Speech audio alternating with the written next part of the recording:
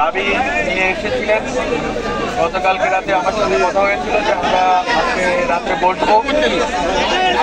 আরেকটা কথা হয়েছিল যে আগামীকালকে শিক্ষা উপদেষ্টার সাথে কথা হবে। তো এই দুটি কথা আমাদের ছিল যে আমরা বসে ডায়ালগ করে আমরা কথা বলে এটা সমাধান করব। যেহেতু আপনারা মনে করেছেন, আপনারা ন্যায্য মনে করেছেন, আপনারা রাস্তায় নেমে এই দাবি আদায় আপনাদের কাছে ন্যায্য মনে হয়েছে, এটা আপনাদের অধিকার বটে। এখন আমাদের বক্তব্য হচ্ছে আজকে যেভাবে আন্দোলনে প্রথম কথা আমি যেটা বলতে চাই, আজকে যেভাবে আন্দোলনে পুলিশের কিছু সদস্য হয়তো আপনার উস্কানি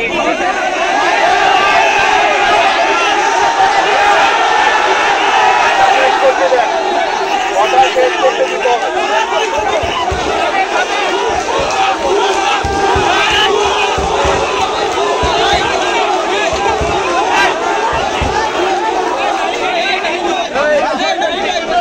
আমি কথা বলবো না।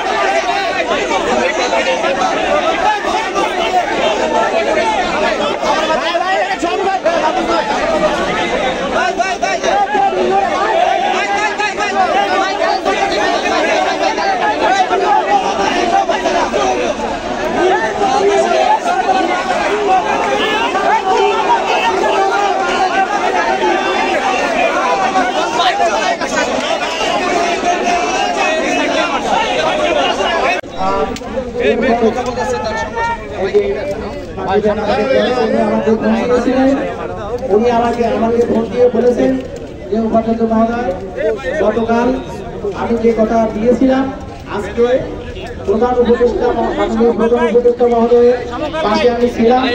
আমি ওনাকে বলতে পেরেছি যে জগন্নাথ বিশ্ববিদ্যালয়ে অবস্থা খুবই শোচনীয়, ছাত্ররা অনেক দুর্ভোগে, এই সমস্যার সমাধানে আপনার দোয়া চাই। তখন আমাদের মাননীয় প্রধান উপদেষ্টা মহোদয় এই কথাটি ওনাকে বলার জন্য ওনাকে ধন্যবাদ দিয়েছেন এবং বলেছেন ওনাকে ধন্যবাদ দিয়েছেন।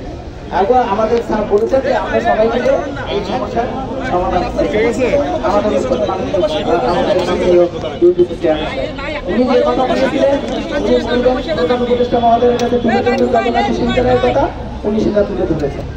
তো আমরা এটাই আর কি আমি তোমাদেরকে জানালাম যে ঘটনাটা ঘটছে। তোমাদেরকে অনেক অনেক ধন্যবাদ শোনাচ্ছি।